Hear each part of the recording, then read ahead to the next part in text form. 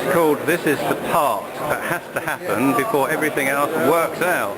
I wonder why that is. Not really a straightforward answer. Basically, I guess it's about when you're going through life and everyone experiences all kinds of crap, and ultimately you have to go through it because you'll be alright.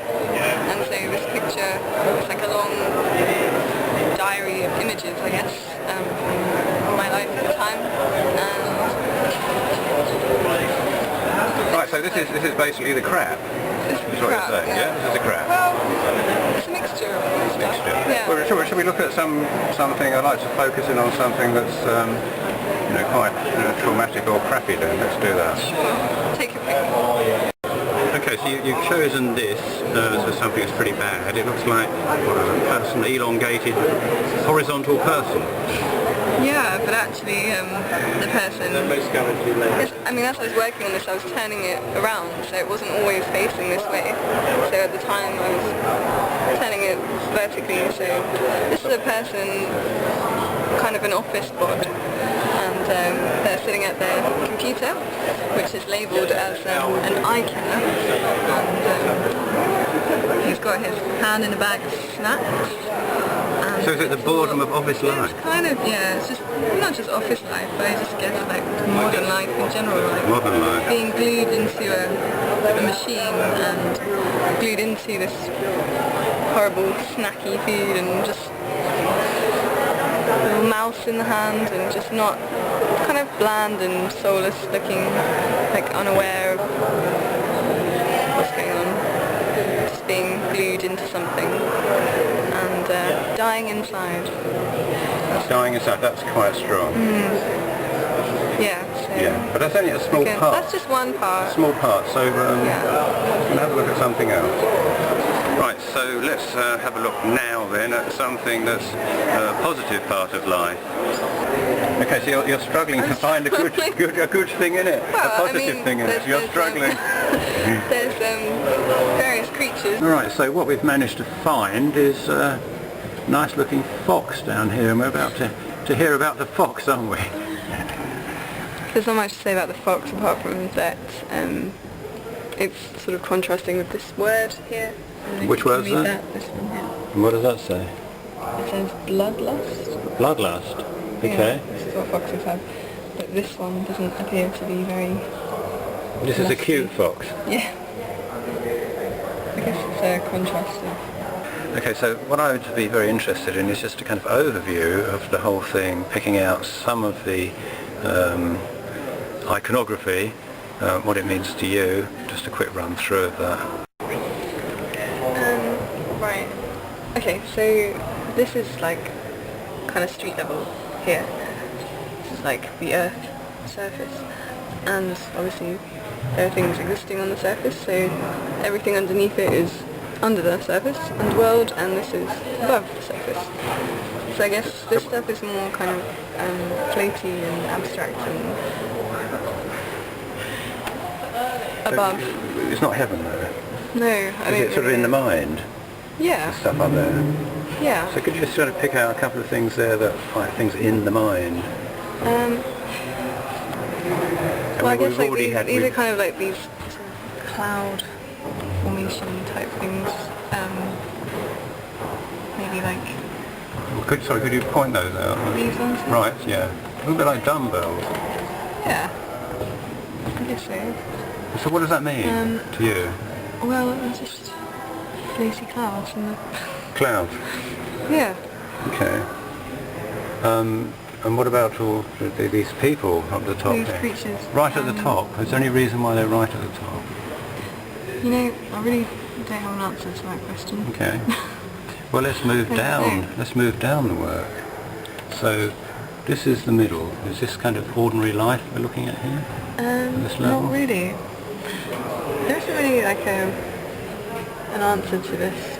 It's just... There isn't an answer? No. Okay. It's just... Because you talked earlier to me about working intuitively. Yeah. So is that why there's not an answer? Because because it just happened. Because there was an answer, you wouldn't need to do the there was, artwork. yeah, and also maybe there was an answer, but I can't remember it because it was just being created, and obviously at the time, you know, things were coming into my head and inspiring me to do it, but by maybe like environment, like what was going on around me or how I was feeling. But now it's just the result of that time, really. It's like a diary, in essence. This guy, he's shooting himself in the foot. Shooting yourself in the foot. Is that you shooting yourself in the foot? Is it someone you see, or is it just the idea? It's just the idea. Right. There's man. Is it man or woman? Person shooting themselves in the foot. Yeah, I'm going right down the bottom here, and what interested me is the skeleton and the skull, by the looks of it, in a boat. Mm-hmm. What's that about? I think it was inspired by the Ship of Fools. That. I was wondering if that was the case. Yeah, like sort of being carted away and to be forgotten about. So yeah, obviously I was inspired by that at the time, and I guess they're riding on the sea of like, you know, unhappy, very grim-looking creatures.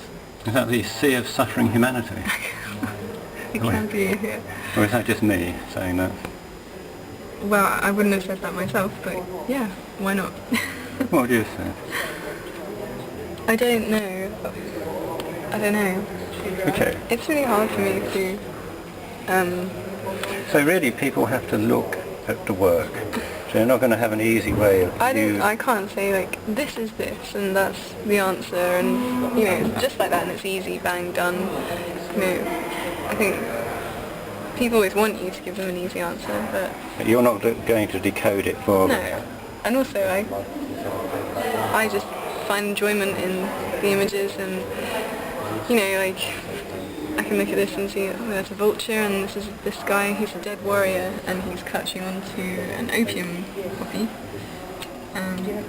So that's the image, and you can take from that what you want.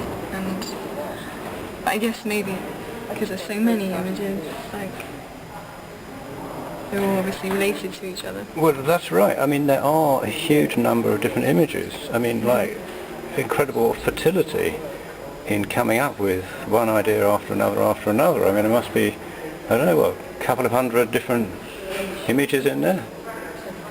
Yeah. And does that come easily to you? It took a while. As you can see, like, it's all folded, so we'd work on one fold at a time. Oh, right. Like, because I would just hold it, like I was working at the time, and I'd sit there drawing, and so I'd just do one section at a time. Mm-hmm. And just work my way down, and just unfolded as a diary. How long did it take? A couple of months. Oh, really? Yeah. Only work with pen and ink? Just pen and ink, yeah. Well, yeah, pen and ink on paper. Any reason for that? It's easy to carry around. Okay, and tell me about the calligraphy. I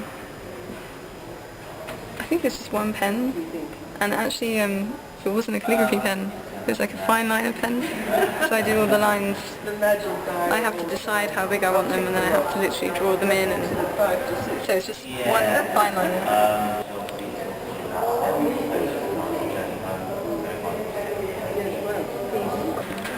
Right, I think that's probably about it, unless you've got anything else to add as a conclusion.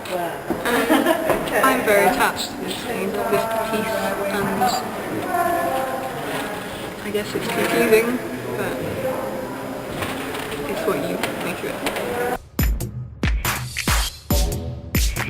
So what is the main concern of your art at the moment? Betty Page. Sorry? Betty Page. Can't sleep, can't eat, just sit and fall at the heart of it all, at the heart of it all,